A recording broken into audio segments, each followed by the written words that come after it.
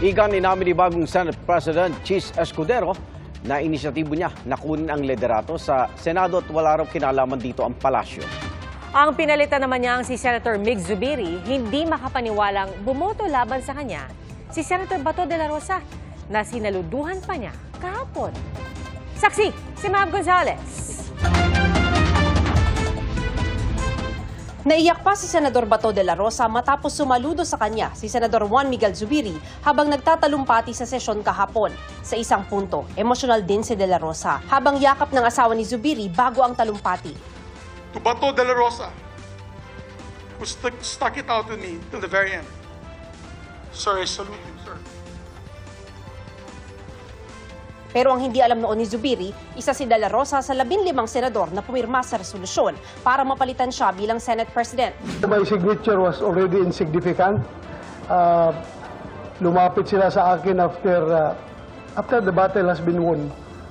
Meron na silang 14 perma. Sabi ni de la Rosa, ayaw niya sanang pumirma. Pero obligado raw siya dahil pumirma rin ang mga kabatch sa PDP laban na sina Senador Francis Tolentino at Senador Bongo. Nakapirma na raw si de la Rosa bago magsimula ang sesyon kahapon. At nang saluduhan siya ni Zubiri matapos ang kanyang talumpati, hindi na raw niya napigilang maluha. Napaiyak ako dahil for me, being a good soldier, ang gusto ko sabihin kay Mix doon is, sorry boss, I failed to win the war for you. Because I am one of his trusted lieutenants.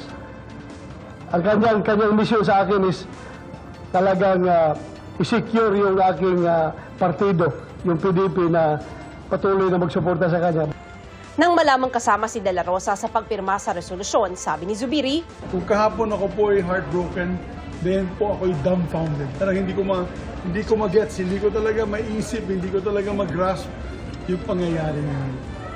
Pero nag-usap At least alam niya na dinipensahan ko siya bilang isang chairman ng committee. At dahil dyan, nagkaroon po ng sakripisyo, ako po yung sakripisyo dyan, na nawala po ako sa posisyon. bago magsimula ang sesyon kanina, nakausap raw niya si de la Rosa. Before the session, sinabi ko sa kanya, bigyan niya ako ng pagkakataon. Hindi ko pa talaga ma-process. Ma-process. Hindi ko pa ma-process yung pangyayari. So sabi ko sa kanya, give me time, hinakap mo pa yung asawa ko. If he is heartbroken, I am also heartbroken. My heart is really broken. He's a very good leader, Senator Zubiri. I love him very much.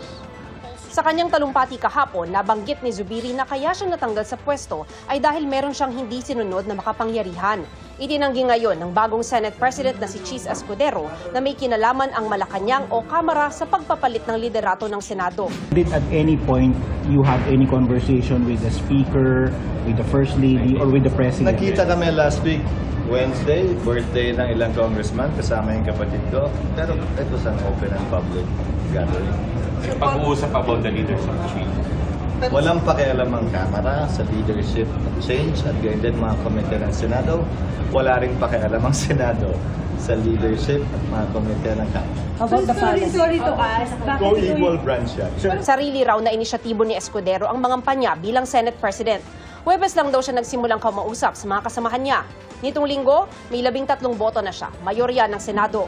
Pero ayaw na raw niyang sabihin pa kung bakit niya naisipang mag-Senate President at kung paano niya kinumbinsi ang mga senador na kumatig sa kanya.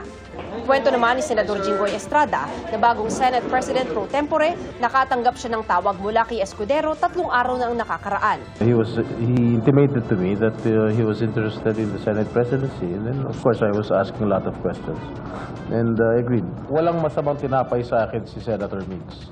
He is a good friend of mine. Of course, when I made my decision, of course, I feel so heavy. Dagdag ni Estrada, balak niyang bitawan ang pagka-chairman ng Labor Committee ng Senado at inalok ito kay Senador Joel Villanueva na nauna nang magbitiw bilang Senate Majority Leader. Si Villanueva nabanggit na may inaalok nga sa kanyang mga komite sa bagong liderato pero hindi tinukoy kung ano ang mga ito. Pinag-aaralan daw niya ang lahat ng posibilidad kabilang ang pagpasok sa minorya. Pwede akong mag-minority and pinag-usapan din namin ni Sen Coco yan.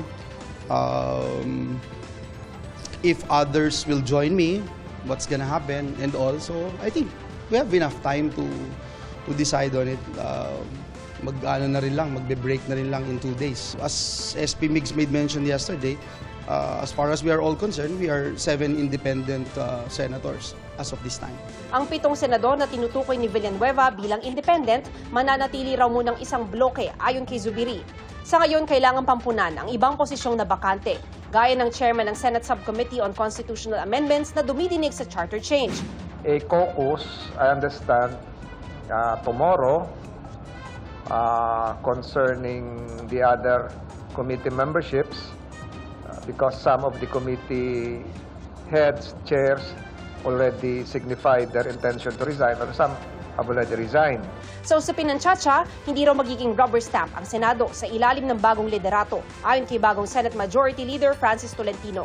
It has to be proven pero hindi siguro rubber stamp ang Senate. Nakita nyo, sinabi si Senate President kahapon na i-stop nga niya muna yung roadshow hearings ng economic provision. Nag-resign si Senator. Sa pansamantalang suspendido yun, hanggang hindi namin pinapalitan at mapagpasyahan kung itutuloy pa yun. So wala Pero na alam naman ninyo ang posisyon ko ron. Kung ako tatanungin mo, wala ako ipapalit. Para sa GMA Integrated News, ako si Mav Gonzalez, ang inyong saksi. Mga kapuso, sama-sama tayong maging saksi. Mag-subscribe sa GMA Integrated News sa YouTube at para sa mga kapuso abroad, samahan niyo kami sa GMA Pinoy TV at sa www.gmanews.tv.